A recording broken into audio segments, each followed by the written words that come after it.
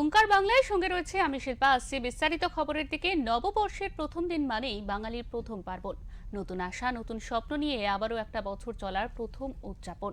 নতুন বছরের সাফল্য, শান্তি, শক্তি ও সুস্থতা কামনা করে ভোর থেকেই শহরের বিভিন্ন মন্দিরে তাই চোখে পড়ার মতো ভিড়।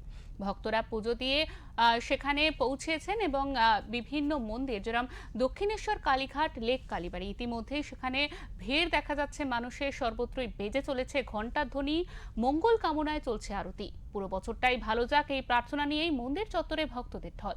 নতুন পোশাক পরে ছোটদের উচ্ছ্বাস, মন্দিরে প্রসাদ নেওয়ার আনন্দ, সব মিলিয়ে বাংলা জুড়ে উৎসবের আবহ। পুজো দিতে আসা ভক্তদের ভিড় সামলাতে মন্দির কমিটি ও স্বেচ্ছাসেবকদের দেখা গেল যথেষ্ট সক্রিয়। ফুল, ধূপ, প্রসাদে দোকানগুলিতে বাড়তি ভিড়। সকাল থেকেই শুভ নববর্ষ শুভেচ্ছায় ভরে উঠেছে মন্দির চত্বর।